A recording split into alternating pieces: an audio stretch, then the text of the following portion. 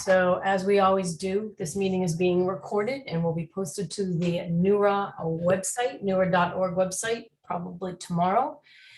We have a lot of items on the agenda tonight, and I'm asking everyone to please be respectful when speaking to your neighbors and our guests. Let's all allow enough time for everyone to speak. I've advised all the speakers that we may have to jump around because tonight we have both mayoral candidates with us, Anissa Asabi George and Michelle Wu, and we are trying to support their schedules. I'd like to thank everyone in advance for their patience. It's really important for our community that we have an opportunity to hear from the candidates and ask questions. Make sure you get out and vote in 2 weeks, November 2nd. So have your questions ready for both candidates. Please be succinct. No long statements, no long introductions. So we want to they only have 15 minutes for us, each of them, because they're very busy this evening, running around. So we want to let everybody who has a question ask the question. Also want to let everybody know that Bill Calder and the Cross Street Boutique Hotel will not be appearing this evening. They canceled this afternoon. They could not, their full team was not available. But we will be reviewing a letter. A number of NEWRA members have been to meetings, and we will be discussing that. And there will be a letter that will be presented for the membership that we will summarize. We will not read because it's very long. Please renew your membership to NEWRA. You can do that on NEWRA.org very easily. Next month, the ZLC meeting will take place on November 9th, and NEWRA, we are moving to November 18th out of respect for Veterans Day, which falls on November 11th. And I just want to give you all a quick update on the outside dining committee. The next meeting is going to be October 28th. John Romano, I know you're on the call. He's going to be sending out details. We have not met as a committee. We have only met with the residents and restaurateurs and city officials. It is my hope that the committee will be able to meet to try to come up with a proposal that satisfies everybody and supports everyone's issues and concerns.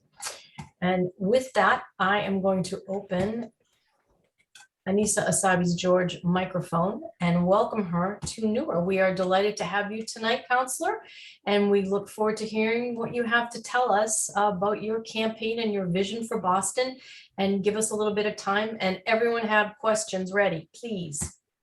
Thank you, Cheryl. Thank you, everyone, for welcoming me this evening. I'm sorry that I'm coming to you from the car as I'm running from a couple of different spots this evening. I also want to apologize if there's any overlap between anyone that was on the Ward 3 call just a few minutes ago to this meeting. I may repeat myself, and I apologize for that. But just by way of introduction, I'm Anissa Asabi George. I'm grateful to have served as an at-large city councilor for the last almost 6 years now, and grateful to have had the opportunity to meet many of you, to spend some time with all of you. Oh, did I lose you? No, there we are.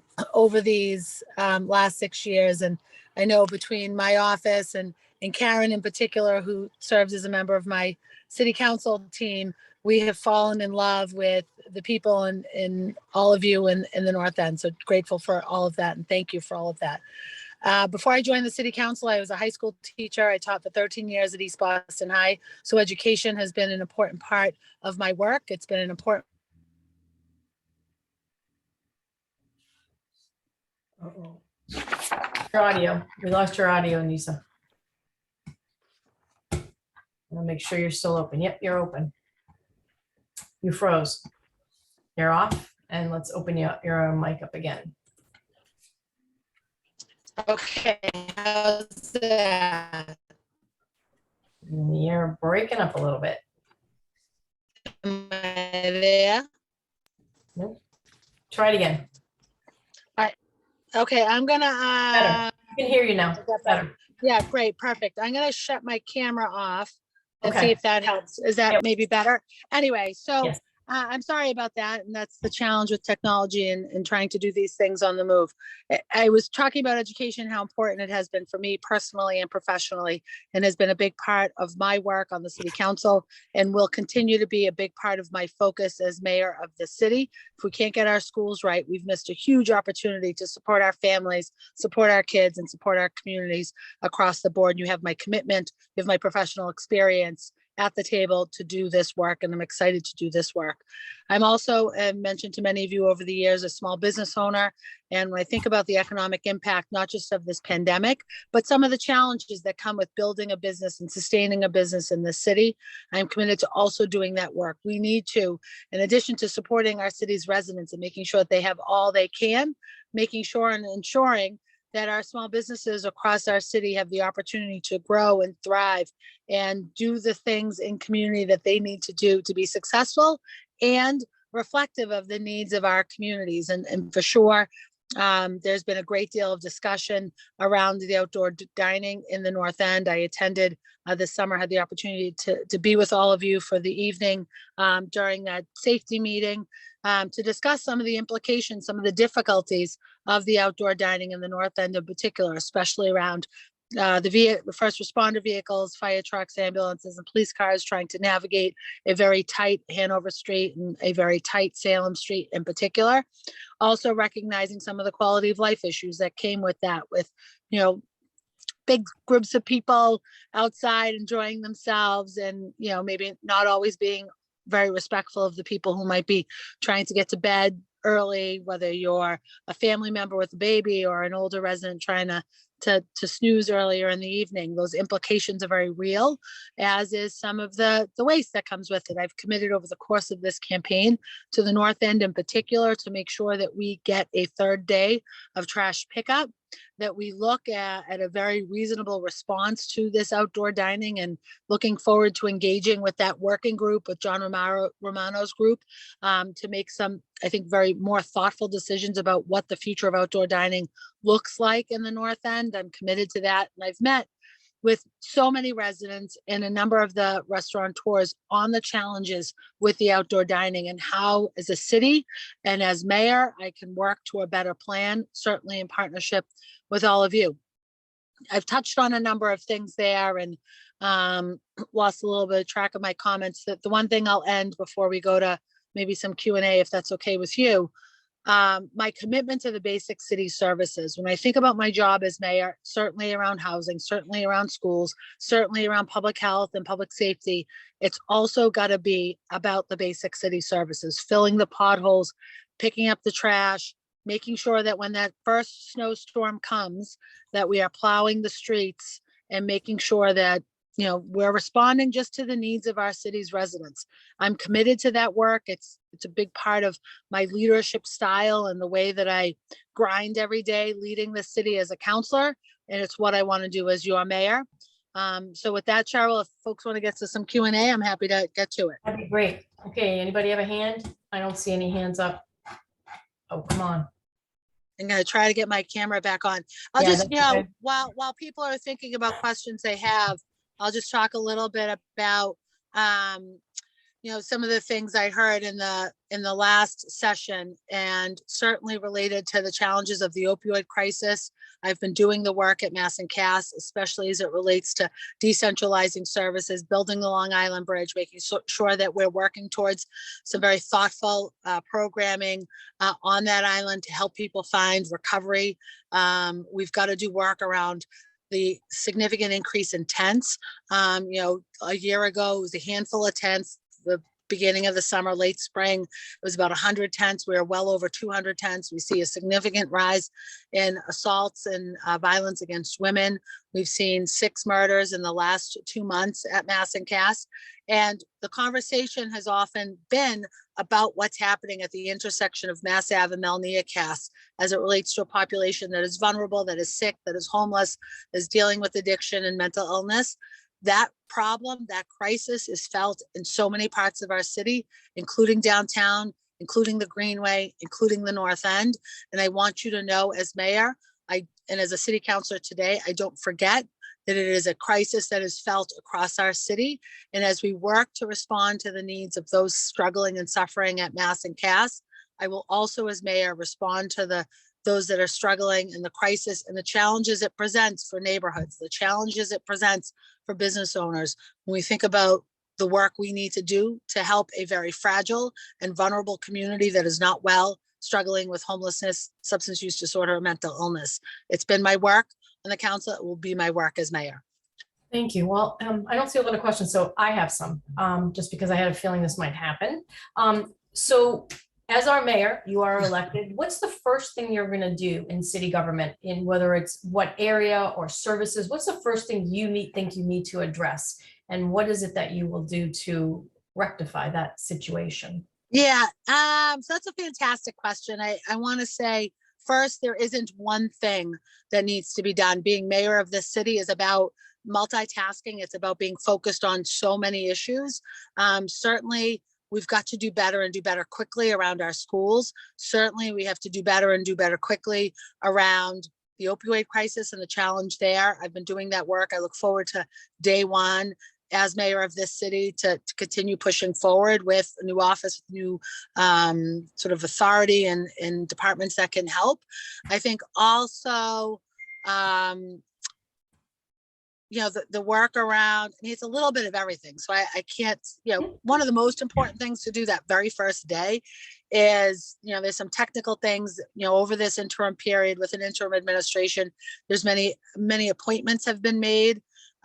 So we've got to go through and see, because many of them just sort of poof disappear that first day because they were through an interim administration. So we'll take a real hard look at what positions need to be extended, what posts we need to look at filling almost immediately, including hiring the process to hire a new police commissioner. We've got to also build a cabinet. I am, running for mayor. It's my name on the ballot. I want to lead this city. I want to do this work, but I can't do it alone. I need a cabinet. I need leadership to work alongside me, whether it's our school staff, whether it's environmental efforts, whether it's around parks and open space, whether it's around transit, whether it's around economic development and the work around our small businesses and neighborhood services, and all of those pieces also need to be pulled together. We have, as a campaign, started some early transition planning because the turnaround time will be so quick. Election day is November 2nd. The votes will be certified by November 15th. As soon as that happens, I, as mayor, will take office on November 16th. I've got to be ready to go on everything. And so I suppose for me, it's the commitment to being ready to go on everything and making a couple decisions on what are the things that can wait. But that's my commitment to do this work, to do it quickly, and to do it with all of you. So Audrey O'Connor, your mic is open. You have a question. Oh, your mic just got closed. We have a question. All right, you're open, Audrey. Go ahead. Oh, hi. Thank you so much for meeting with us. It's great to meet you. I'm just wondering what your position is on the Cross Street Hotel, and we need your support. Are you willing to write a letter of opposition? This is all about neighbors, and this is an unneighborly project, and we want to know what you think. Hi, Audrey. Thank you very much for the question.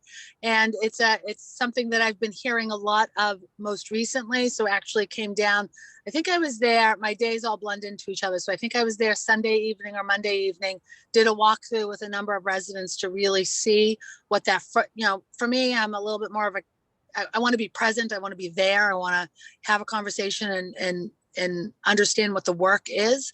So I came down, met with a few of your neighbors and walked the entire footprint of what the hotel would be, to understand that true density, to understand that on the backside of that proposed hotel, there will only be 10 feet from property line to the next property line. That is a tight squeeze. That is incredible density. And then we talked about the height. We talked about the impact it will have on the parking, the impact and the challenges around the delivery zone and the Ubers and all of that. So I haven't taken a formal position on it. I've gotten a few things, a few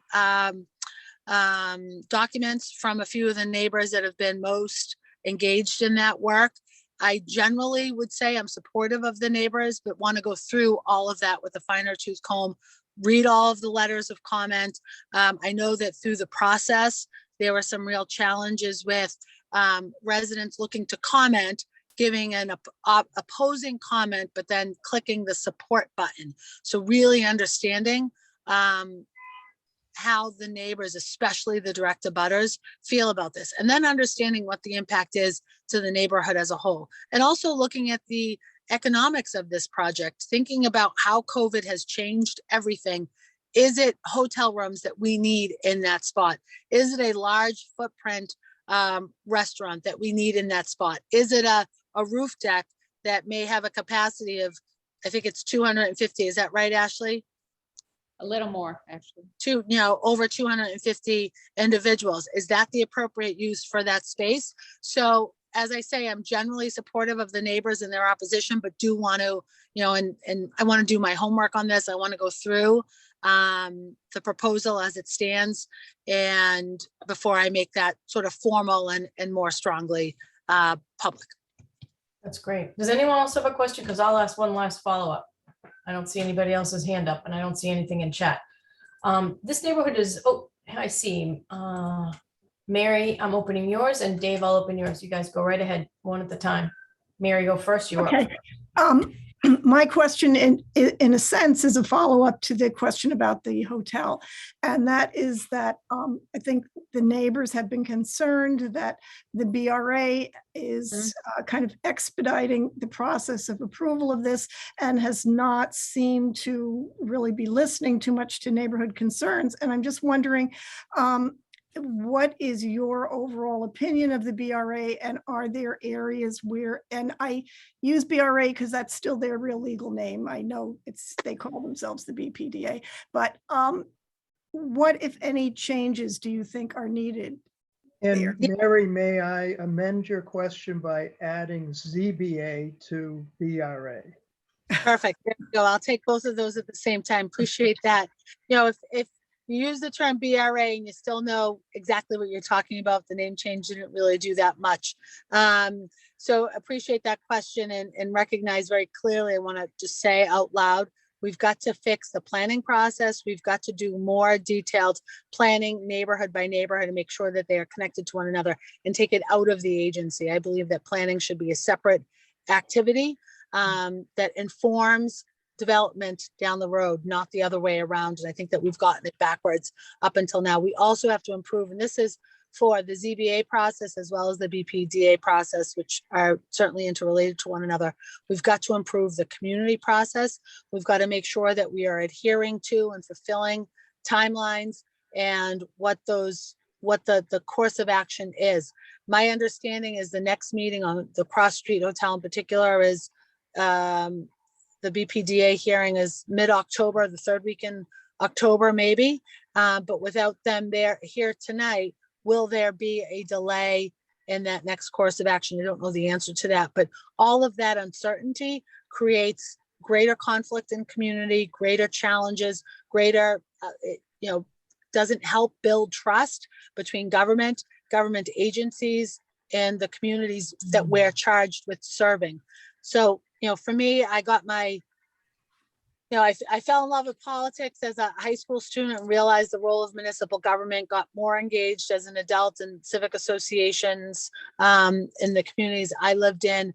I believe that community process is so important and it needs to be more engaging. We saw what happened with the Pinnacle Wharf Hotel at the, just before the start of COVID, a poorly managed meeting, and then community members, residents, abutters not having their voices heard in a particular process. We need to make sure that process is thorough, is thoughtful, and that we commit to it. And I, as mayor, commit to that process. I think that helps both the BPDA process and the ZBA process. The other challenge with the ZBA process is this constant state of variance after variance after variance. There is no predictability in what might go next door to you. We have to look at the city zoning. We have to do master planning, neighborhood by neighborhood, that is interconnected wisely to each other. What happens in the North End should be connected to and correlated to what's happening in the West End, which should be connected and correlated into, Back Bay and into Beacon Hill. We've got to make sure that happens, and then set a zoning code that we stick to. Variances should truly be the exception to the rule. If we followed that suit, we wouldn't be dealing with this hotel challenge right now that you're all looking at. Thank you very much. I know you need to get going. We don't want to hold you up. We know you have more ahead of you this evening. Thank you very much. Good luck on the 2nd. Thank you very much. I hope everyone will consider me for a vote. Reach out. I'm going to come off camera, leave my cell phone in the chat, be in touch. Happy to talk further about anything we didn't get to tonight. Thank you, everyone. Very much. Thanks so much. All right. So next up on our agenda, we're gonna jump around a little bit. We have, October is our annual meeting. Mary, do you want to take this? Sure. I don't know if I'm the best one because I'm the, I wasn't there for the full exec committee discussion, but yeah, I'll take it. All right, yeah, well, I can jump in and help. Okay, so the issue that we have is ordinarily at our annual meeting, we have an election of officers. But we have several problems. One is that we have not been able to meet in person for well over a year. And also there are members of the organization who have not been able to participate because of not having the computer access to attend the Zoom meetings. And they're feeling like they would like to participate more in things such as selection of officers, but just we haven't come up with a way for them to do that. And in any event, the exec committee discussed this at their last meeting, and last year, the decision was made to just continue with the current slate of officers. And the suggestion is that we do that again for the coming year, with the hope that things will change. This is not set in concrete, that if we can get back to meeting in person, that hopefully we will get more people who will be interested in serving as an officer, serving on the exec committee. And so that is the proposal that the exec committee is putting out for the membership. Thank you. Yeah, it's been a tough year. Does anyone have anything that they'd like to add to that? And Dave, you were involved in this as well. And your Yeah, mic- well, this is not a change to the bylaws. We're not proposing that. The bylaws stay as they were, and they do call for elections at the annual meeting every October. But this is an exception driven by these limits that we now have and these difficult conditions that we now have. And I'm not actually on the executive committee. I'm not an officer for sure, but I do support extending what has been for the past year a very productive programming by the officers that exist now. I do hope that, though, at some point in the future, not necessarily waiting a whole year from now, but whenever we can return to on-site meetings and become more active, when all of us can become more active, that we can possibly call for elections at an earlier time than next October. And the other thing that I forgot to add is that the other neighborhood organization, NEWRA, I believe, is following a similar approach. I don't think that they had elections for their past term. Anybody can correct me if I'm wrong on that. Jody Fowler is now the president. Brett resigned, so I'm not really sure how that all worked out, but they've had issues as well, getting people involved because, like you said, we can't get together. Jen, your mic's open.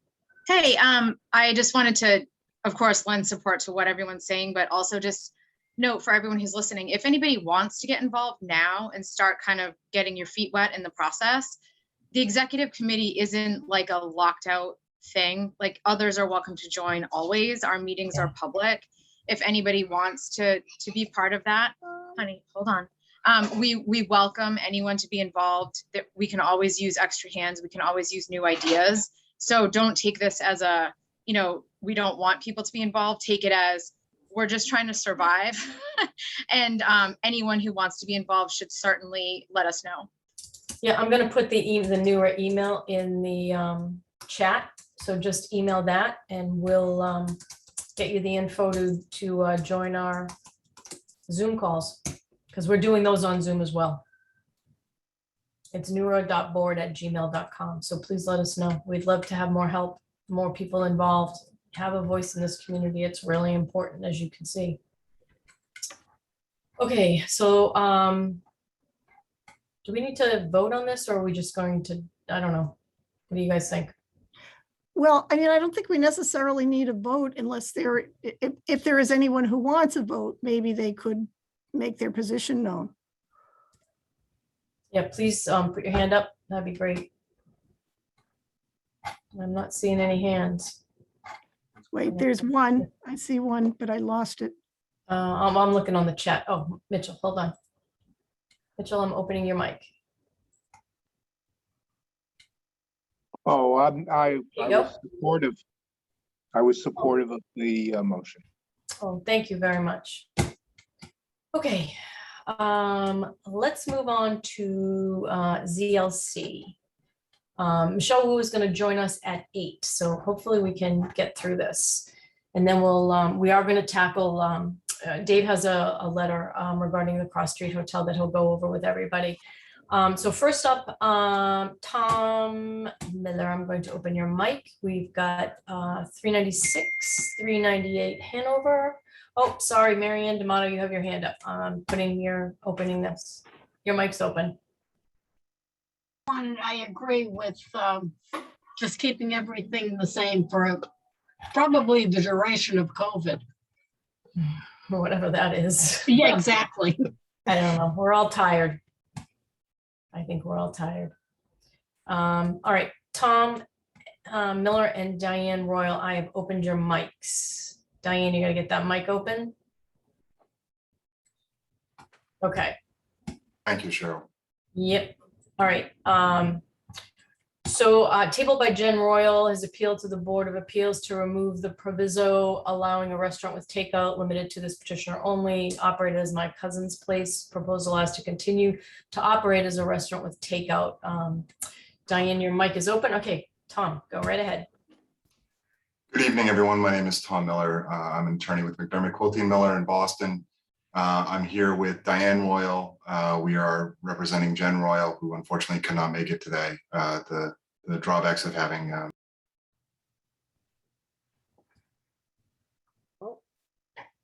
Tom, did you I lost you for a second.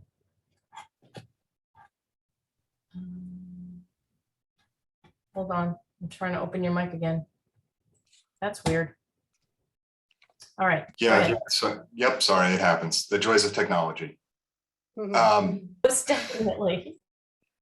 So we're here because, as Cheryl said, Jen has applied to remove the proviso the board has placed on the previous 2 occupants of 396 Hanover Street.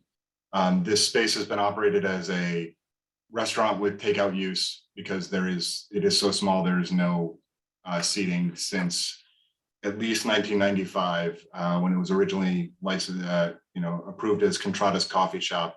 And then in 2012, that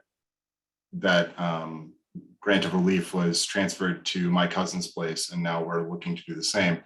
The space is a 420 square foot first floor. There's a basement as well, but that's just storage. 420 square foot takeout space only. Jen is proposing to serve full coffee, Italian pastries, cookies, some small sandwiches, cold cut style, no cooking is going to be done on site, and homemade gelato. This is essentially moving a portion of what is currently operating in the Table Mercado across the street over to this location to allow her to focus at Mercado at the items that require the kitchen that is in that space. As I said, this is there's going to be no cooking on site. It's going to be, some things might be warmed up, the coffee will be run, but there's no vent hood, no stoves, nothing like that. The proposed hours of operation are 8 a.m. to 9 p.m. Those are the outward bounds, as the, part of the focus of this will be gelato. Maybe in the winter months, we might move that back a little bit because of demand. Shockingly, probably no matter how good the gelato is, not a lot of people are going to be going for evening strolls in February to get a gelato on their way home.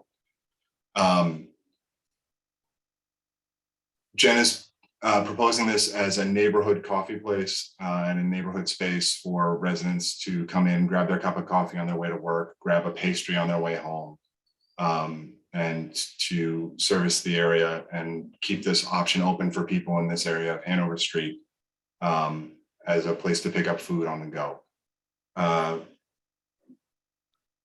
The renovations are going to be minor. It's cleaning it out, cleaning it because it was in a bad state of disrepair, bringing it up to match to health code, and create an ambiance similar to that of Mercado across the street. No seating's proposed. It is just counters and cases, and the coffee bar as well. Let's see if we have any questions. Certainly. Does anyone have any questions? All right, hold on. I am unmuting Dave first and then Jen. Hi, Tom. I Hi, Dave.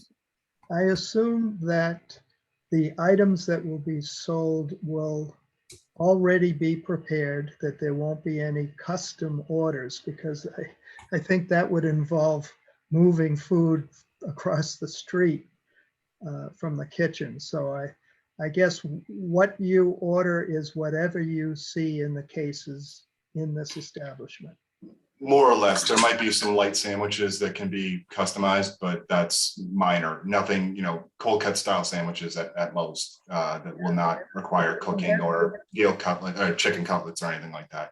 It's a bit of a shame because I think we need more breakfast establishments. I noticed that many of these breakfast establishments that currently exist are overcrowded with long lines.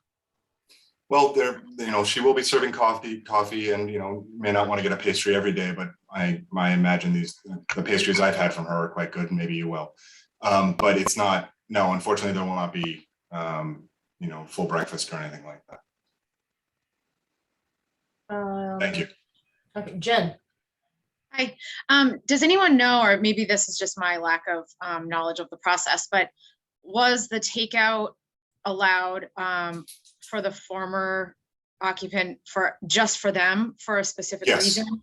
Like I know in other cases we've seen where takeout was allowed for a specific user because there was concern as to what could happen to the space in the future. Was it a situation like that, or is that just a use that has to be approved upon transfer no matter what the circumstances are? No, so specifically to this location, I do not know if there was any concern, but in my experience, the board often for this type of use limits it to the applicant only. No matter where in the city it is, whether there is a concern or not. John can address this maybe a little more specifically, but typically this is something that is, regardless of concerns, this is something that is often, a proviso often added by the board to this type of relief. Okay, thanks. And someone in the chat was asking if you could repeat the hours of operation, please. Yes, we're proposing 8 a.m. to 9 p.m., but those would be the outward bounds. Like I said, you have to kind of propose the outward bounds, and they'll be adjusted as demand shows. If there is not demand, we'll move them earlier. If there's a lot of demand, we'll keep it to that 9, and we'll go from there. But that's the outward bounds. It may be seasonal. Yes. Okay. Sarah. And may I add, it's also if we could find employees. It's very difficult finding someone to open up, to go to the business to prepare at 7 a.m. to open at 8 a.m. So it depends on who we can find to employ. As most people are aware, staffing is difficult, especially for restaurant jobs at this point. Yeah. Sarah. Yeah, I had a follow up to Dave's question because I think my cousin's place, they always had a line out the door for breakfast sandwiches and really breakfast foods in particular. So I'm just a little confused as to why, if you're claiming this is a neighborhood coffee shop really meant for the residents of the neighborhood, why you're not replacing it with a takeout breakfast option that is more than just a pastry that we can get plenty of other places in the neighborhood today. May I answer that, Cheryl? Sure. Go for it, Dan. Okay, thank you, Tom. First of all, in order to cook in a facility, you would have to put in a vent to the roof. And the facility, the space is very, very small. It does not allow for any seating, even though it is zoned as a restaurant. I'm not accusing the former owner of my cousin's place to have cooked there illegally, but as we understood it, or as what I saw, the storefront was laden with grease because there was no outside vent to get it out of there. There'll be no cooking inside that facility. All of the cooking is done across the street in the licensed kitchen of Table Restaurant and Table Mikado. No cooking inside 396 Hanover. So we can't repeat what was already there without going through a tremendous expense and doing it legally and properly. Thank you. Thank you. Vera, I'm going to open your mic. Thank you. Can you hear me okay? Yes, we can. Yes. Go right ahead. I'm from New Hampshire and right now on a phone, and the service here is not always very consistent. So I apologize.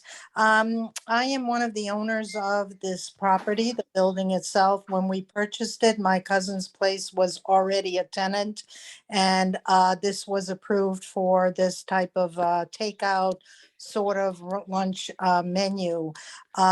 We had tremendous problems with this tenant beyond financial issues and years in court, but problems with improper cooking, odors traveling into the residential units, lack of proper venting, as Diane said, and many other things. It's a very small space. It was never meant to have full cooking facilities and should never have.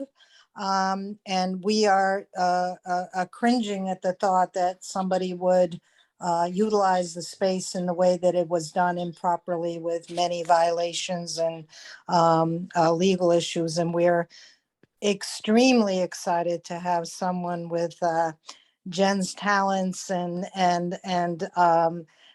should I say design capability and cleanliness and everything that we would love to see as a tenant operating in that facility. You know, certainly muffins and bagels and things like that, but the cooking that Ralph did was really was not appropriate in that space at all. Thank you. Does anyone else have a question? Shall we vote? We can vote. You can put your hands up or you can email me. Are we in support or not in support of this? Does anyone else have any other, no more questions? Okay. I should Yeah, add that, I'm Hold on, sorry. we got another question. We got another question. Hold on. You're good. Mary Ann, I just opened your mic. Or I'm trying to open your mic. No, I didn't have a question. You wanted hands raised. Oh, okay. I'm sorry. Okay. All right. Okay. People are texting. I'm trying to do this too. Okay. I think, I'm sorry, Cheryl, I think there's a gentleman who's labeled G who I think wants to ask a question. Fine, where do we- Someone named G. Yeah, I'm looking at like someone named with a dot as well. I need to know who some of these people are. Someone named G. Well, first, someone named G. Nope. G, I'm opening your mic. You are labeled with the letter G. Can you tell us who you are? You need to unmute yourself now that she's, yep, there you go. There you go. G. Okay. Hi. My name is George. I apologize. I'm using my son's laptop. So I'm on, my last name's Amadeo. I just wanted to say that I'm in favor of the takeout that General is establishing. Can you still hear me? Barely. Your audio is buffering real bad, but we get that. Can you still are- hear me? Actually, not very well. Your audio is breaking up badly, but we understand that you are in favor, and that's terrific. Can you hear me? Yeah, no, I gotta mute you. We can't Can really you hear you. hear me? No, No, I'm No. trying to mute him because it's breaking up really bad. I am in favor. Okay, I think it's buffering so bad, he can't Yeah. hear it all yet. It- and well, that's- and it's still coming in. Yeah, okay, thanks. Okay, I think, is there anyone who is not in support? I'm seeing stuff in the chat, and I see people's hands up. So, Dave Kubiak, are you voting, or do you want to speak?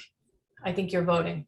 I just wanted you, Yeah. before your immediate last statement, I wanted to make sure that that you were reflecting what appears to be a consensus among all of the attendees here in support of this proposal, and that if there's anyone that feels that we should be voting instead, but maybe your approach is good too, if any, but your approach identifies those as to how they're voting.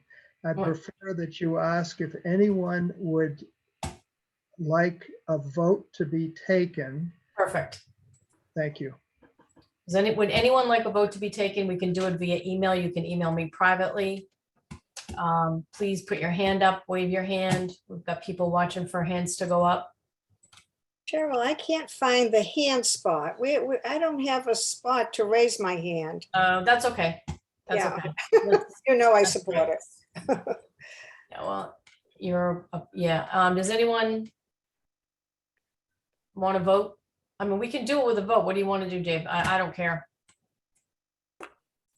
I don't want to put people on the spot who may not be in favor of this and want to do a vote. So I will put the email in the chat. So if you want to email me privately, that's fine too. NEWRA.board@gmail.com. I'm the only one that sees it. And I can tally a vote if I get any oppositions. Can you guys, Jen, can you help me kind of count up who's in favor here on the chat and with the hands and all that? And then we can do that.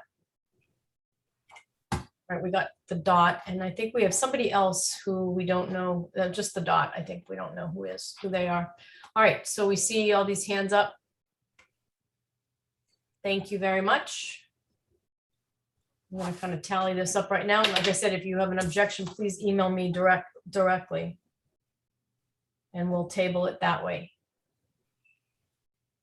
All right. Thank you very much. Diane, Tom will be in touch if there is an issue, but right now I'm just seeing a lot of stuff in the chat in support. Excellent.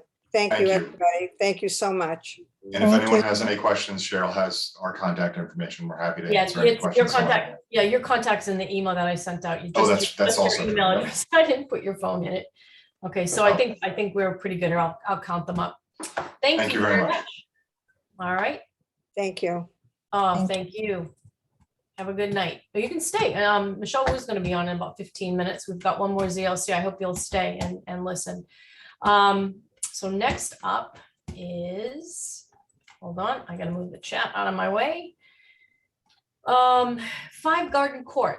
Top Pro Construction has appealed to the Board of Appeal on behalf of Garden Court Condominiums to enlarge the living space, garden level number 1, presenting Greg McCarthy. Greg, I'm going to open your mic and you can take it away.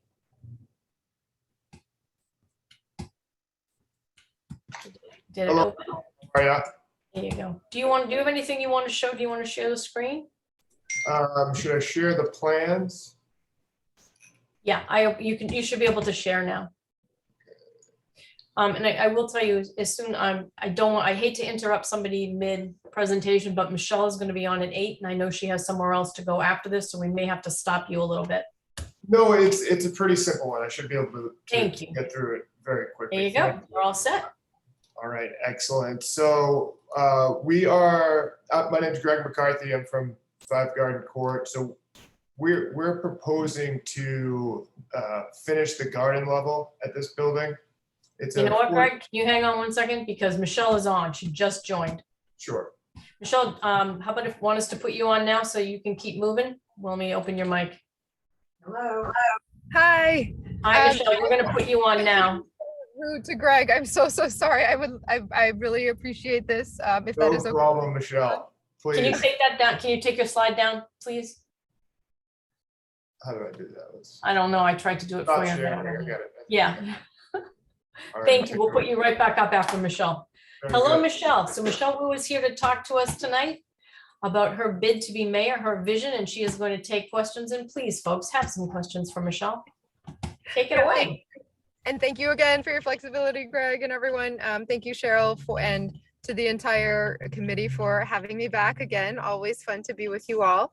We are, as of today, 9 days away from early voting starting in the city of Boston. So we're getting close to election day. I know many of you all, we have worked together. We've been in the neighborhood together. I am running to make sure that Boston is taking on our biggest challenges and preparing for our future. And that means looking at our housing crisis, transportation, climate, vulnerabilities, our school system, and really using every bit of city power to make a difference. I have served on the city council for 8 years now and had worked for Mayor Menino prior to that. So I bring a decade of experience in City Hall, knowing how all the little pieces fit together. And I'm still living the stakes of these decisions as well as a mom with kids in our public schools, living in a multi-generational home with my mom, and having raised my sisters in the city, including one who went to the Elliott School when I was her legal guardian, have lived in the North End. And so I know the area that you all represent very, very well, and really believe that the issues that you are facing in terms of affordability and equitable development and climate really reflect some of the ways in which our challenges are interconnected, but also that the entire city needs to step up to meet this moment. So I will leave it there. We have gotten work done together, passing legislation, advocating for different projects or in opposition of different projects, and for the types of changes that we can really see to make sure community members are represented in the planning, development, and growth of this city. So thank you for having me. Thank you. Will you take a couple of questions? Does anyone have a question, or shall I start? Well, I'll start while everybody's getting their questions ready. So what, if you are elected our next mayor, what's the first thing you're going to do as mayor? What area in government or services? What do you think you need to fix first, and how are you going to do it? Did we lose you?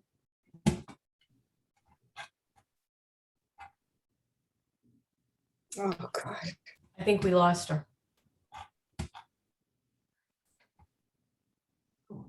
Michelle. Yep. Oh, she is. Michelle, I'm going to unmute you again. Okay, sorry. Okay, I know it's hard when the card drops. I don't know if you heard, did you hear me? My question? What's the first thing you would do if you are elected mayor? What's the area of city government or services that you feel like you need to address first, and how are you going to do it? Yeah, the very, very first thing is building the team and making sure that it's not just about one person stepping into the mayor's office, but a qualified, dedicated, representative group that will be fully empowered to take on these issues and really multiply the efforts of City Hall. Somewhat unusually, this year, the first day will not be in January for the new administration and the new mayor, but November 16th. And so some of the most immediate urgent issues will be ensuring that we're prepared for the ongoing crises or very immediate challenges in front of us. That includes the ongoing COVID-19 pandemic, and especially as the weather grows colder and people are going indoors, and making sure we are ready and continuing to boost vaccinations, especially as younger children become eligible for the vaccine. Thinking about winter weather and what that means for city services, and being totally ready for what may come that way. Leaning into our schools and getting our school communities supports that they need. And then mass and cast and ensuring that we are really moving quickly to change that situation, not just in one particular area of the city, but across the city and region, and digging in with our partners there. That's great. Audrey, you have a question. Your mic is open.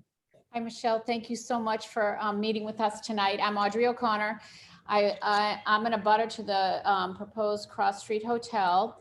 And I was wondering your position on it, and can we count on you for a letter of opposition? Yes, I stand with the neighbors here, and we'll make sure that we follow up. Thank you. Thank you. That was what I wanted to hear. We have a question in the chat. When will we see the new Orange Line trains? So occasionally they're like unicorns right now, but I did get to ride on one a couple, maybe it was a week and a half ago. You know, it is very, very challenging with the MBTA right now. We have seen some horrific incidents lately, life safety issues, older facilities, and then broken stations and loss of life, even in one case recently. And this extends to how old the tracks are as well. So that is a challenge, that the trains that had been ordered and should be coming online had to be refitted because some pieces were not matching the tracks that we had. And so we need to continue to push for a major overhaul and investment in our infrastructure, as well as making sure it's reliable and affordable. So there are already some, but it's just a very rare occurrence right now. And we'll keep fighting to make sure that that moves quickly. The place where city government has a much more direct and immediate impact on the MBTA is bus service. So while we'll continue to advocate and partner when it comes to subway, commuter rail, and some of the major projects like connecting the red and blue lines, which would have a huge impact for you all, on electrifying the Fairmount line or getting it right when it comes to the I-90 project. Huge win recently, as the interchange is going to be taken down now, and we need to accelerate when West Station will come online. But the place where city government can really move fastest here is on bus service and making that reliable and accessible. Dave, you are next. Yeah, well, building on that same topic, the state will be spending billions of dollars over the next couple of decades or so to fix the MBTA system. And if successful in those investments, we may then have a working 20th century public transportation system. And we'll have that in mid 21st century. So I'm really upset that I have not seen any plans for the future of the public transportation system. And at the same time, before the pandemic, much of our public transportation system did not have the capacity needed to carry all of those who wanted to travel on it. I waited once for 3 Orange Line trains and then went back upstairs and walked to the Back Bay. I couldn't get on a train. Now that's before the pandemic. Now we're seeing lots of Uber and Lyft cars, many, many more, because people are choosing to use ride shares instead of the public transportation system. So we need a public transit system that is capable of meeting the needs, meeting the demand, and moves for the future, towards the future. So it's just another aspect of lack of planning at both the state level and the city level. Before you answer that, Michelle, Deb Morgan, you are sharing your screen, your computer screen in Zoom with all of us. So can you please take that down? You may not know how. There you go. All right, there you go, Michelle. Great. Thank you. I mean, I couldn't have said it better. I agree with all of that. I have been in that same situation before the pandemic, and there were, I just remember so many stories of having to ride out a couple stops to be able to even get a seat or get on to then ride in where you wanted to go. we know that public transportation is the foundation for so much of our economy, for closing gaps in our city, for hitting our climate goals, and that the way for cities to grow sustainably is to have that connectivity. When I joined the council, public transit and transportation in general was basically thought of as outside the purview of what city government does. And we've seen that even though, kind of as mentioned before a little bit, even though much of this is directly within the state's control or overlapping and requiring at least some state participation, that when the city speaks up, when city government and city leaders participate, show up at the MBTA board meetings and make forceful requests on behalf of our constituents, it can move the conversation much more urgently than otherwise and than before. So I know the MBTA had done some planning, some facilities planning under their what they called their Focus 40 project, planning for the year 2040. We need to see much more in-depth plans laid out, and in some ways this is a conversation that's playing out all across the country with transit agencies everywhere. We are no longer able to sustainably finance transportation just based on fare revenues. That we've seen that as the pandemic has changed ridership patterns. And this, just yesterday, I was very proud to receive the endorsement of some giants in this field, 2 former state secretaries of transportation, plus the former chair of the MBTA's Fiscal Management and Control Board, Fred Salvucci, Jim Aloisi, and Joe Aiello, who were all describing how city government, and particularly the mayor, can play a huge role in helping to push for and get us to the right place as we're in this national conversation about how to fund the future of all of our transit agencies. So I won't let up. It's been a key issue of mine, mostly because I have seen just how big the disparities are and have for many years been riding the T regularly, and for a while doing so with a big double stroller with both my kids in it when we were trying to get to childcare in City Hall. And the challenges are big, but now the opportunity is huge as well. So we have to get it right and make sure we're in conversations and partnerships across all levels of government. Thank you. We have a couple of questions in the chat, and this one kind of transitions because you talked about how we're going to fund public transportation. This is a question about how will you begin to approach the challenge of climate change and its impact on the waterfront and the rest of the city. And then again, that's going to cost money. And how are we going to come up with a plan, and how are we going to get it funded so that we protect the city? Yep. We have all scales of costs and investments that are needed. I think one place that I hope we keep in mind is that it's not just how much we're putting into retrofit buildings and change our stormwater infrastructure to absorb flooding and invest in coastal resiliency. There are tremendous costs of doing nothing. And what we have seen in New York, right, as Hurricane Ida swept the entire New York subway system and claimed dozens of lives of families who were living in basement apartments. This is a very real imminent threat for Boston as well.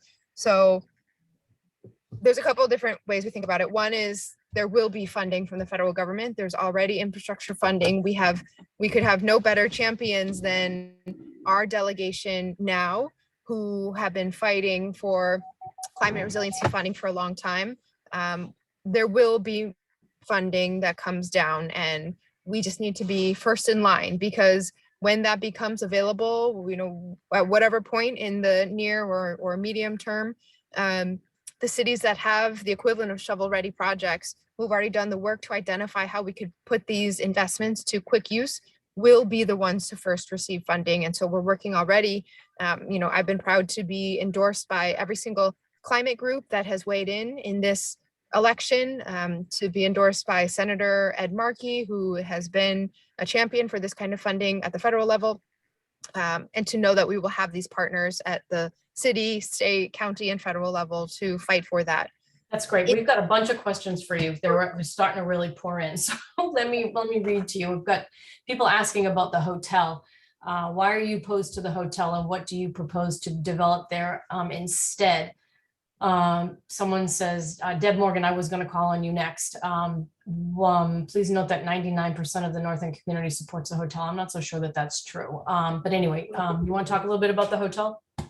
Yeah, I mean, I think we tend to have this conversation in some ways over and over again, not just in the North End, but in neighborhoods across the city where there needs to be an eye towards how all of the pieces that we are talking about, affordability, housing, transportation access, climate, all fits together. And when we have a one-off process, it means that we are reacting to proposals rather than sort of affirmatively having the planning conversations that can ensure that we are arriving at the right place. So, you know, in this case, I know that there's been many conversations about proposed developments in the neighborhood, and it often feels like the voices of residents are shut out or left out in many of these cases. So I want to make sure I'm standing in alignment with neighbors and with colleagues here in government as well.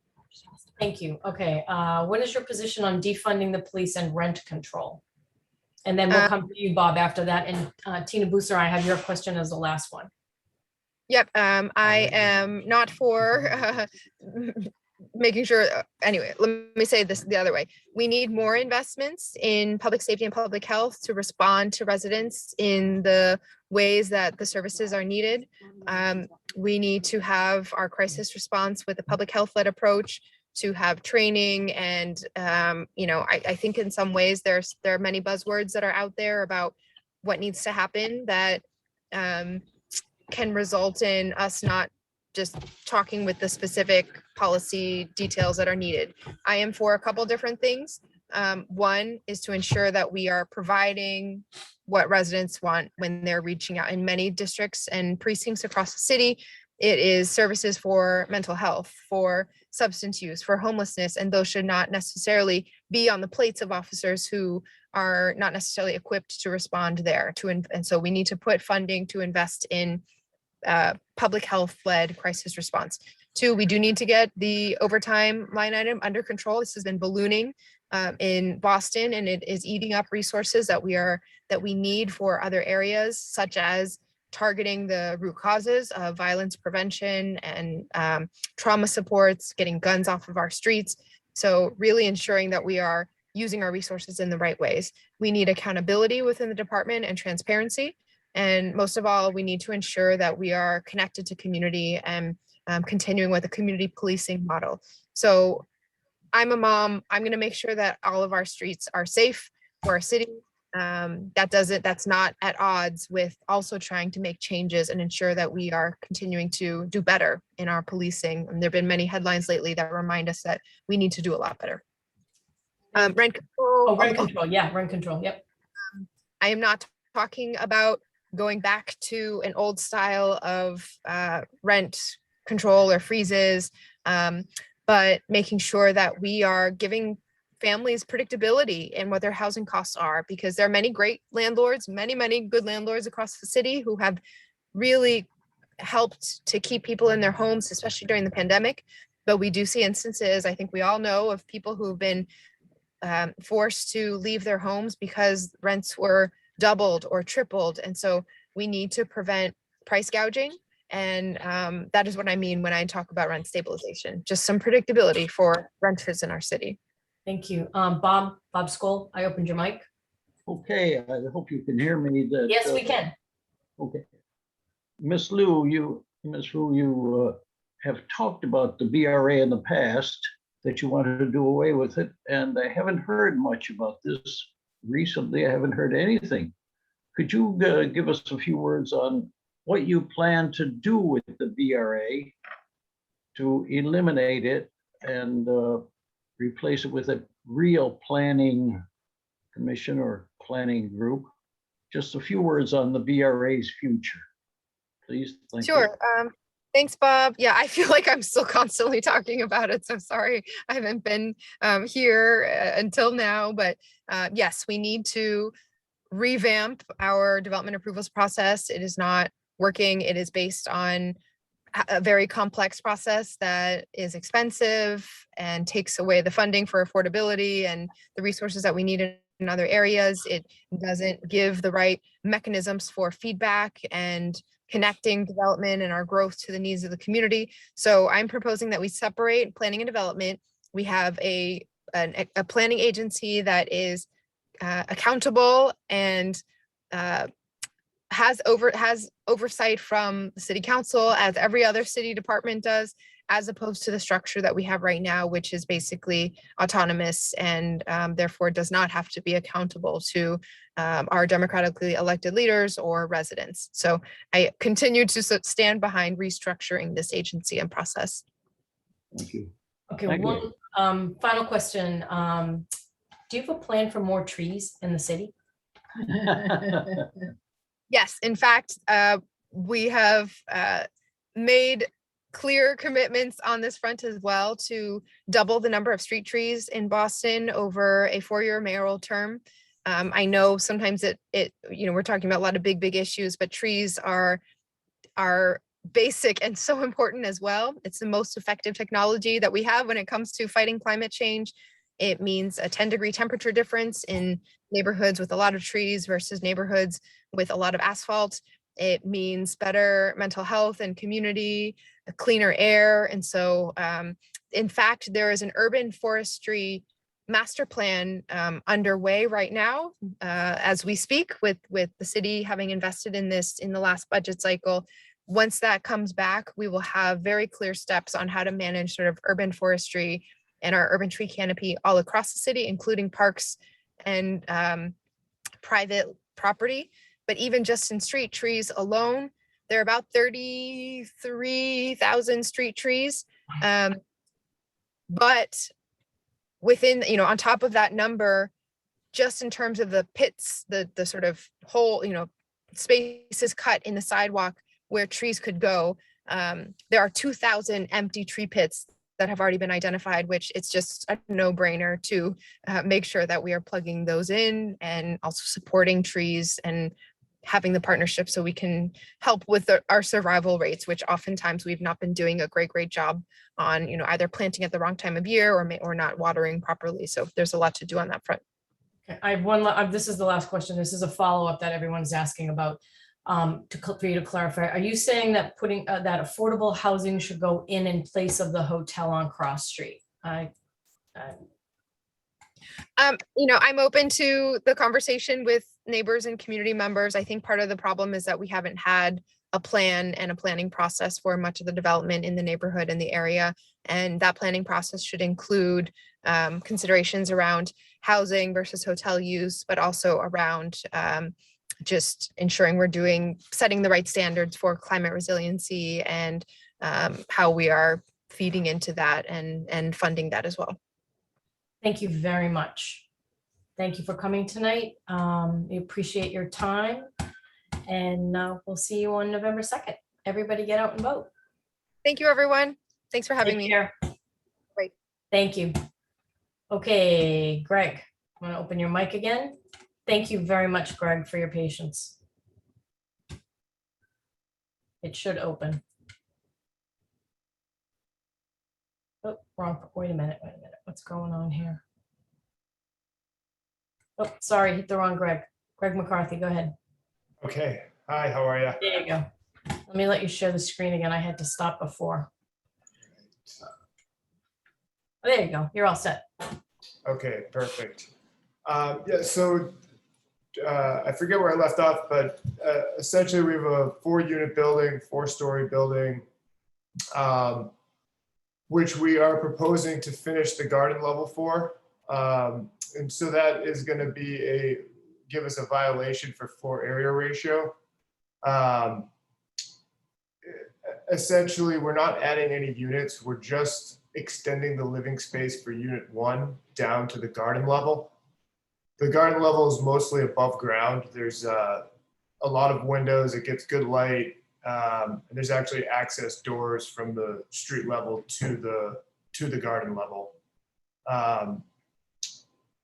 The overall bedroom count is staying the same for the unit. For the building, it's actually gone down from a 11 unit building to a 9-bedroom building. 11 bedroom to 9 bedroom. So essentially what we're just doing is making the living space for unit 1 a little bit more open and a little bit less jam-packed. And that's really the extent of it. So we're here to try to get support for the relief that we're seeking for the additional square footage in the garden level.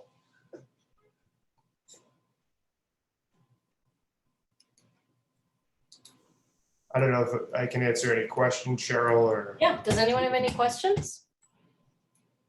Hold on, I see a hand up. Dave.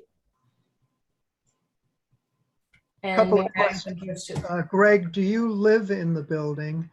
And will there be space remaining in the basement for maintenance of the building?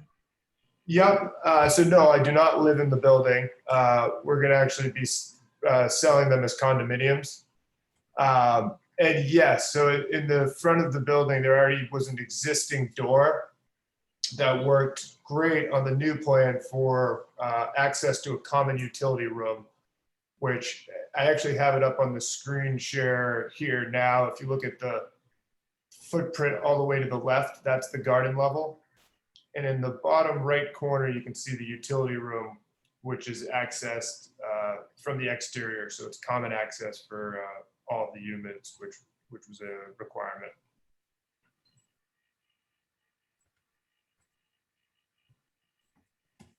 Thank you. Mary, I am opening your mic.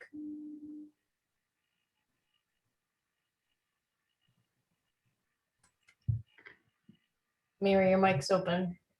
Or I'm trying to open it, your hand's Yeah. up. There it goes, there you go.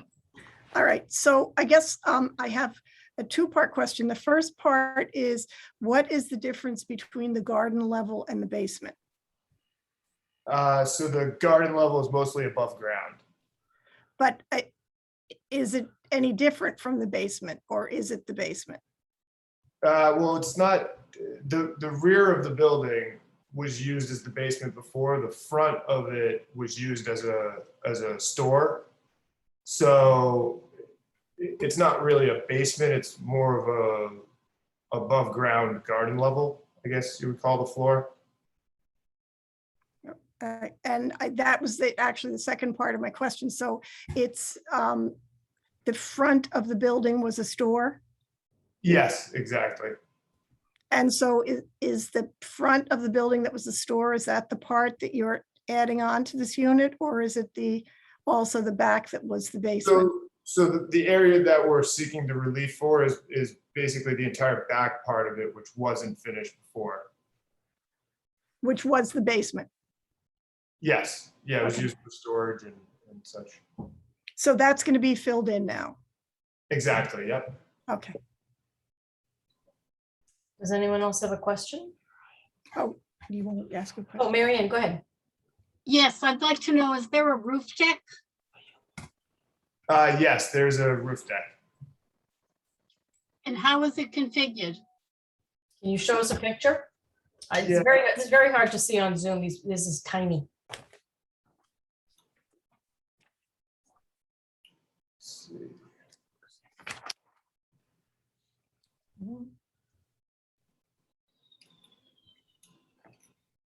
Well, I think because this plan was just for the relief for the floor area ratio, I don't think I have the deck plan on here, but I could give you a pretty good breakdown. It's we're replacing the existing roof deck. It's actually already been done. But basically it's a private roof deck for the penthouse unit, the fourth floor unit. So only the top floor can access it from within their unit. And they access that from the existing head house. So they walk up an interior unit in their stairs and out to a private roof deck for their condo. And what's the setback? On the roof deck, Yes, it's probably something like 30 feet from the rear of the building. Front of the building. From the front of the building, I would say it's probably maybe 15 feet, 12 feet. Thank you. Absolutely. Any other questions? Can I get a motion?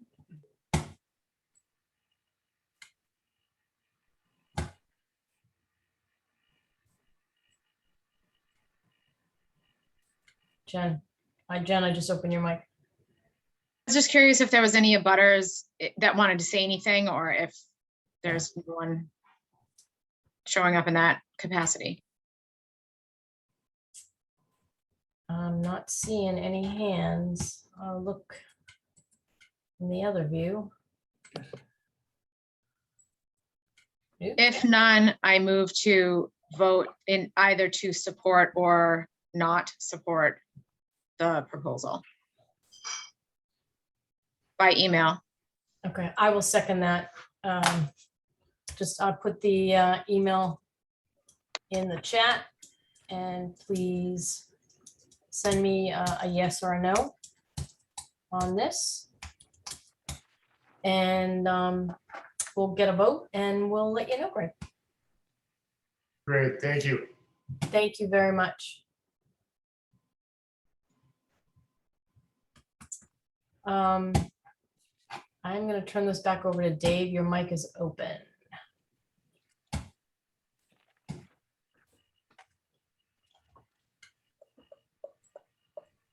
Dave? Yeah, can you see this? Not yet. Not yet. Okay, hold on. Nope, hold on.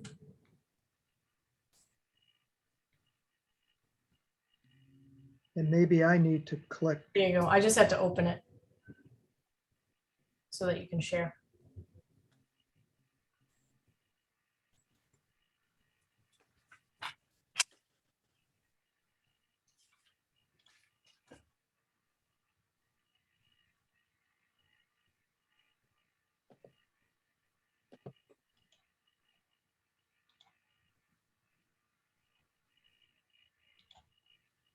There you go.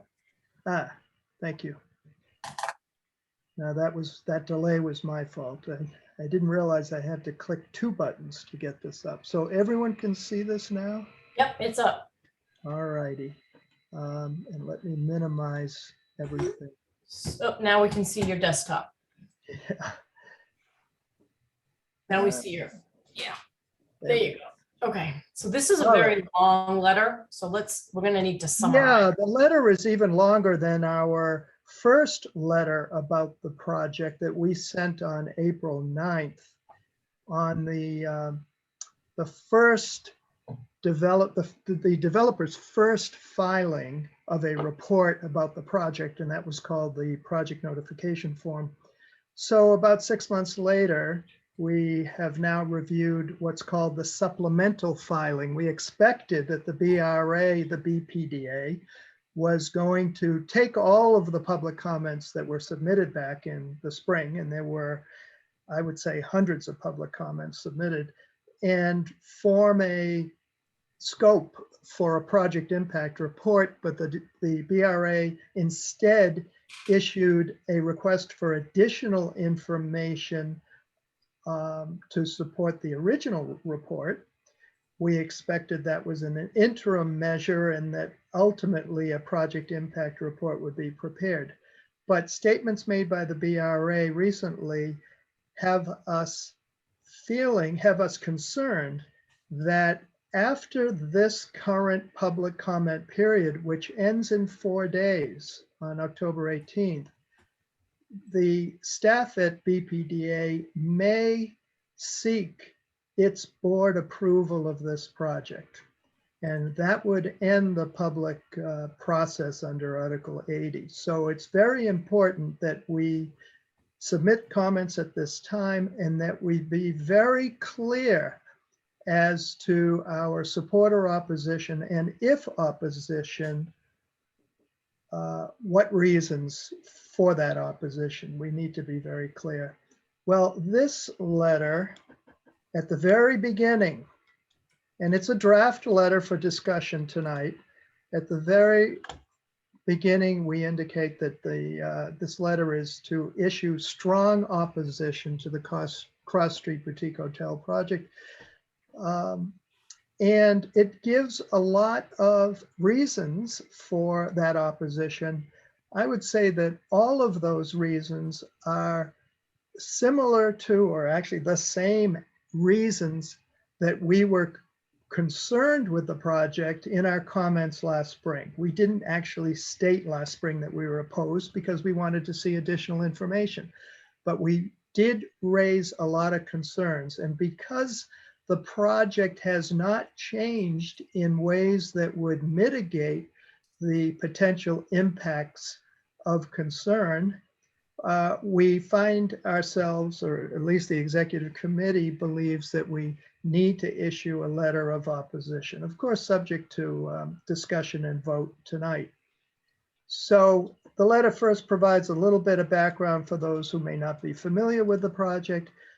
It is still a hotel project. It's gone from 134 rooms to 140 rooms. It will include 2 restaurants on the first floor with a total of 234 seats, plus a 285-seat seasonal rooftop bar and dining terrace. The building will cover the entire site, stretching from the bank building, Chase Bank building on Salem Street, to a residential building on Endicott Street. So the area includes what formerly was the Pace Market or Pache Market, the Pace parking lot next to its market, and Maria's Pastry Shop, as well as what I believe today is a real estate office that used to be La Fauche Fruit and Vegetables. So it does cover the entire site, and it rises to 55 feet, as it did in the original plan. They talk about knocking down the height, but that really involved knocking down some of the, or incorporating some of the mechanicals into the building as opposed to being on the roof. But the building is still 55 feet. And the building abuts right up against the Vincent Cutillo Park, the neighborhood park behind the building that is slated for reconstruction soon. The Boston Parks Department already has plans, new design for that park, has the funding to move forward with that, and I believe will commence construction later this year. We do raise public process concerns, and those are recent public process concerns. There was very little notification to the public, especially our community, of the availability of the supplemental filing that's now under review. And when questioned by me and others, the BRA stated that it had met its obligation for notification by putting a legal notice in the Boston Herald. And that was it. And it's only a 30-day public comment starting September 15, when the very voluminous report was issued, to October 18. So we're seeking an extension of the public comment period and better notification to the community, as well as to all of those who originally commented on the project. So, and those requests are specified right here in these, in these bullets. Let me try to move this across. Okay, in these bullets here. So we're requesting a more rigorous public process with ample notification to the community. We've also noted that the hotel project does not comply with Boston zoning, and this is a very important consideration because the hotel project is not by right. It cannot be constructed by right. The floor area ratio, which is the amount of floor area covering the site, all the different floors of the building covering the site, is nearly twice what is allowed at 3.0. I believe they're seeking something just over 5.36 or so. The building also has no rear yard setback, the proposed building. It goes right up to narrow Morton Street, which is immediately adjacent to the park. So there's no rear yard setback. Both of those are violations of the zoning code and require variances to the zoning code issued by the Zoning Board of Appeal. In addition to that, hotel use is not an allowed use, allowed by right. Instead, it requires a review by the zoning board, and also required for review of the zoning board is the increase in height above the current heights of the buildings that are there now. And I believe all the buildings there now are one-story buildings, and what's proposed is a 5-story building. So the ZBA would have to review whether or not hotel and the increased height is appropriate and does not cause impact. And we believe that both significantly, at least this letter states that both significantly do. And that's what we said back in the spring as well.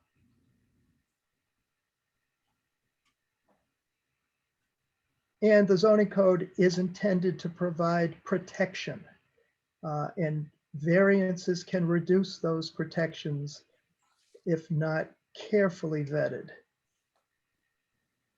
So then we list the reasons for opposition to the project as proposed. And we are compelled to state our opposition at this time because this may be the last time to comment on this project. It is an inappropriate location for a 5-story, 140-room hotel with restaurants and rooftop dining, immediately abutting a small neighborhood park. And also, as both counselors mentioned earlier tonight, there is lack of planning in our neighborhood and many other neighborhoods as well. In fact, the BRA was supposed to develop a master plan for the North End many, many years ago and has done nothing to do that planning. And I know that 10 years ago or so, the BPDA or BRA at the time did a plan for development along the Greenway, including this site, but did not look, that planning did not look at the potential impacts of the height on the park or on abutters, and did not look at the impacts of hotel use at that site. There has not been a community process to determine what should be in the North End and where to protect the residential, this residential neighborhood. The hotel structure and its operations will impose significant impacts to the environment and community use of Vincent Cutillo Park. We raised this concern before. Friends of Cutillo Park have raised this concern. And last spring, even the Boston Parks Department raised the concern in the quote here, heightened massing will impact the public's experience of the park year-round. Views over the existing one-story commercial buildings provide access to light and sky that will be lost with the increase in height at that site. Equally concerning are the impacts to enjoyment of this neighborhood park, the impacts to enjoyment by the operations of a 140-room hotel and proposed first floor restaurant that'll face this park, be right up against this park. And in response to these concerns, which we raised last spring and many others raised last spring, the proponent reports in this new filing that mechanical equipment will be brought into the building. And I understand that that means that instead of having mechanical equipment on the building, mechanical equipment will be decentralized to the various rooms, including the rooms facing Cutillo Park. So there'll be air-conditioned vents, ventilation vents facing, many of them facing the park. But the height And the expanse, horizontal expanse of the building, the use of the building for hotel and restaurant, none of that has changed. And that's what we identified in previously as having the greatest impact to the park. The proponent does propose to provide $45,000 of funding. I think that figure's right, for the park improvements that the city already has decided to undertake and has the money to undertake, as well as additional resources for and the proponent proposes additional resources for long-term park maintenance. And I believe that we don't need those resources either. Our public park should be maintained by the city so as to avoid any privatization of the park. But we do await further comment from the Parks Department. That will be helpful, as well as from Friends of Cotillo Park. We also request that the Parks Department now not accept now or at any time in the future park changes requested by the proponent or future hotel operation for their benefit, if in fact the hotel is approved. The hotel and restaurants and their use, it should say their use in operations, will impose significant long-term impacts to abutting residences on Endicott, Stillman, and Salem Streets. Again, the impacts of the building size, height, and horizontal expanse, as well as the operations of the hotel and the restaurants, are certainly going to be felt by many residences that are behind this proposed building and surround Cotillo Park, and especially the buildings at 26 Stillman Street, where many of the windows will be blocked by construction of the hotel. The hotel project continues to lack residential community purpose or other needed public benefit. We know for whom this project will provide benefit. In addition to the owners of the hotel and the restaurants, it's going to benefit visitors much more than residents. We have for decades had retail establishments at that location to provide neighborhood support services. And there's no reason that any development at that site should not include retail that supports the neighborhood. More and more people are being brought into this neighborhood, both visitors and residents. More buildings are being expanded. Population is increasing, and yet over the last couple of decades, we've lost a lot of our neighborhood services to primarily restaurants and cafes and alcohol licenses. So we see no benefit to the community, only impacts. And we mentioned here that the neighborhood is already oversaturated and overburdened with nearly 100 restaurants and cafes, outdoor patios, and there are close to 100 alcohol licenses in this neighborhood, far exceeding any other neighborhood by area or population.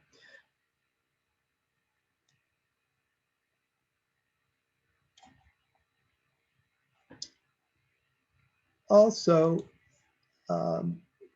some would say, and the proponent himself and probably the city would say that the city needs more hotel rooms. Well, I understand that currently a lot of hotel rooms are empty and hotels are hurting, and that may just be a temporary situation during this extended pandemic. But I threw in a statement here that during the campaign for the preliminary elections in September, there were 5 or 6 major candidates. Every one of those major candidates for mayor identified housing as a critical need in this city. And not one of them identified hotel rooms as a need in the city. And in fact, the BPDA, after approving a hotel at Government Center Garage, for the very reason that hotel space was needed, or the excuse that hotel space was needed, appears to be ready to approve a project change at Government Center Garage that would remove that proposed hotel and replace it with a life sciences and laboratories building.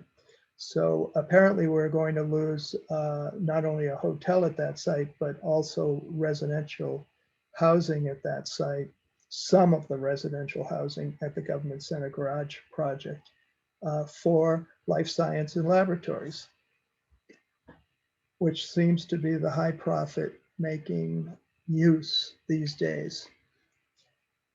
The hotel project continues to propose major modifications to the public sidewalk and parking plaza. We had raised the concern that the hotel was essentially taking over Cross Street Plaza. There was no plan at the time to change by the hotel developer to change Cross Street at all, but certainly the plaza seemed to be commandeered by the hotel for its own purposes. Well, not much has changed except that now the developer also wants to change Cross Street.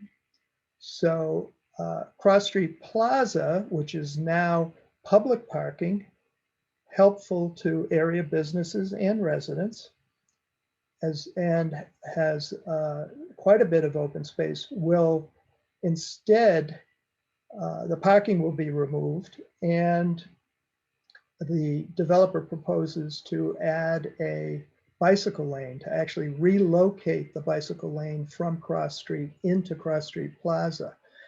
One of the reasons for that is to allow for hotel and restaurant vehicular services, drop off and pick up and deliveries and the such, to be on Cross Street. But in order to make space on Cross Street, the developer proposes to have the city relocate the bike lane to the plaza, as well as narrow the traffic lanes, the travel lanes on Cross Street.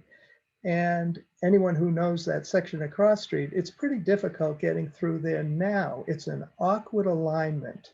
Cross Street has an awkward alignment there. There are a couple of pedestrian crossings at that location, and narrowing the two traffic lanes from the current 15 feet to 11 feet seems to create greater risk for accidents and risk to pedestrian safety as well.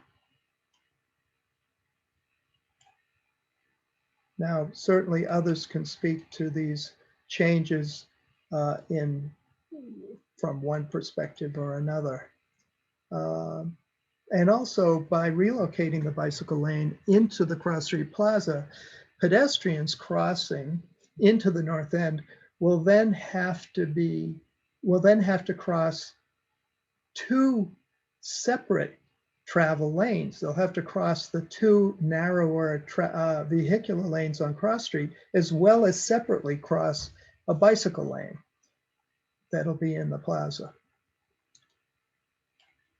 Any proposed changes, and this is a really important point because many of you know what we went through about a decade ago to establish multi-use within the Cross Street Plaza that exists today, including parking that supports residents and businesses, and pedestrian access, and some seating for the retail establishments, like Maria's Pastry and so forth. But any proposed changes to Cross Street Plaza and Cross Street should be presented and discussed in a separate focused community process facilitated by the BPD and the Boston Transportation Department, not in a process where we're reviewing a proposed hotel, not in a process that's pretty much driven by a developer. We need to separately sit down with our city and discuss changes, have input to any changes to Cross Street Plaza and Cross Street.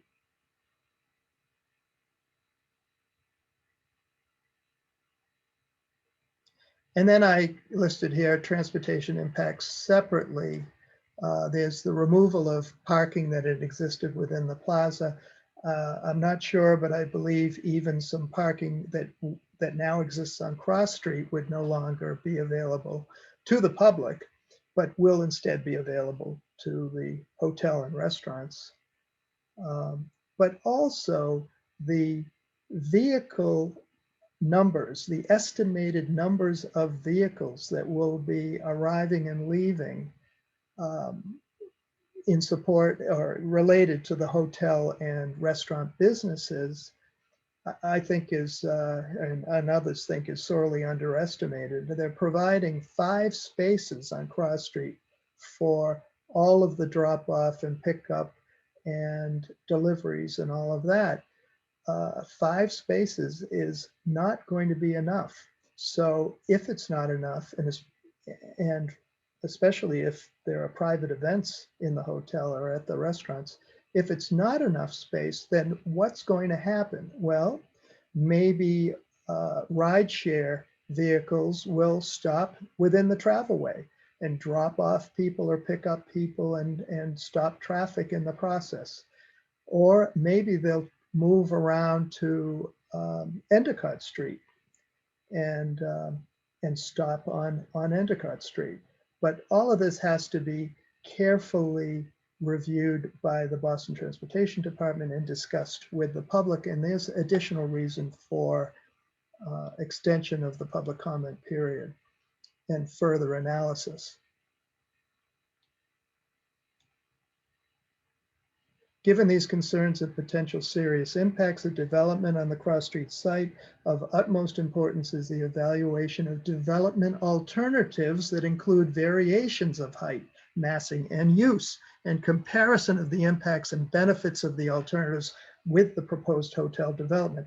You know, some people have asked, and the developer likes to say, well, if not this, then what? Well, to that statement, that question, I answer, look at 585 Commercial Street. The developer there proposed $1 million condos, expansion of the building and $1 million condos. This community fought that proposal and won, forcing the developer to withdraw the proposal and opening up the opportunity later, I think it was maybe a couple years later or a few years later, for that building at 585 Commercial Street to become the Elliott School. Just one example of something else that can work and provide much greater benefit to the community. That's it, Cheryl. Thank you very much. Do we have any questions, any discussion? Come on, we gotta have some questions here. People have something to offer. I'm looking for a hand. Anybody? Oh, I see a hand. Craig, I opened your mic. There you go. Thank you very much. Thank you, Dave, for such a thoughtful and thorough letter.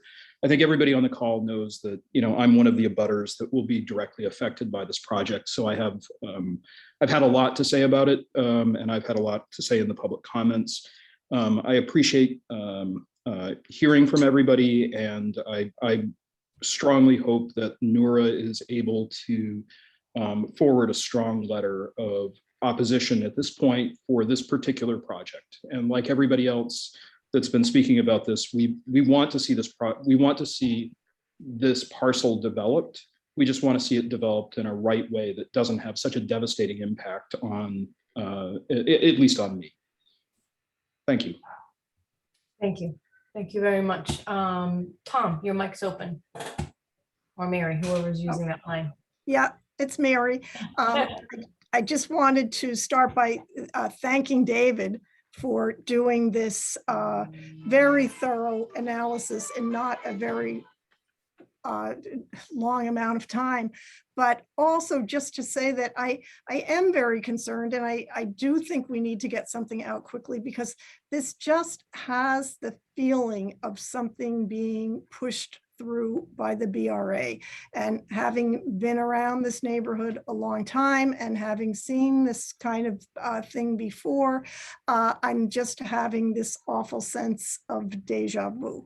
And so I hope that we can get this in. I hope that we can get a groundswell going of people just saying, wait a minute, we need more time, we need more comments. Frankly, I have a feeling that the BRA wants this to get through before there's a new administration in place, because whichever way the election goes, I think that people are going to be scrutinizing this more carefully than they are right now. So I appreciate what David's done, and I would just like to express my support for getting this letter out as soon as possible. Thank you. Mary Ann, your mic's open. Thank you. I just want to second Mary's comments. I agree wholeheartedly. That's Thank it. you. Thank you. It's a very comprehensive letter. Yes, yes, it is. With a lot of research, a lot of thought went into it. Definitely. Thank And you, it's a Dave. great letter. Does anyone else have a question? There's Mary Beth, I see. Do you want? I'm going to open your mic, Mary Beth Sweeney. There's something I can't tell what it is. Oh, sure. No, I was actually, I was just. I couldn't tell if it was a hand. Mary Ann's comment, but I Little agree. tiny stuff. I also have been following this from the beginning, and I think there's so many different angles and so many different issues, and it's been frustrating to feel like you're kind of shouting from the rooftop at times and feel like no one is listening to you. So I really think, just like I fully agreed with the letter, the first letter that NEWRA issued, there was really no response, as it was as if it was ignored. So I appreciate David and putting such a comprehensive letter together. So thank you. Thank you. If there are no further questions, I'm going to ask for a motion to accept the letter or not accept the letter, to either approve or oppose the letter being sent to the BRA. It needs to go before the 18th, which is Monday. So do I have a motion? Oh, wait a minute, I see a hand. Hold on. Audrey, I just opened your mic. No, Hey. I move to approve it. I move to. Okay, you move to Send it to the letter. BRA. Mhm. Can I have a second? work. I need somebody to second this. Mary Ann? Mary Ann? You're open. I second it. Okay. So I think we should do an email vote. Dave, are you good with that? Yes.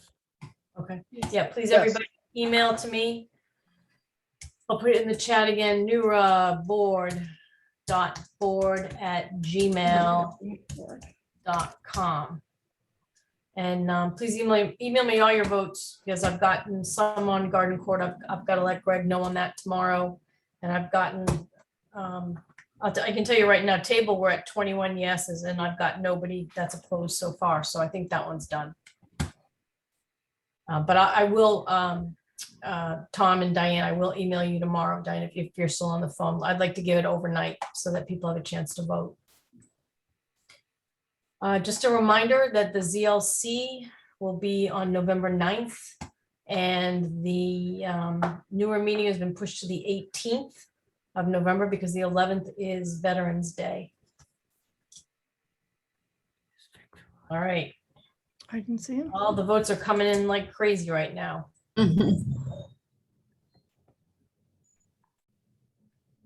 All right.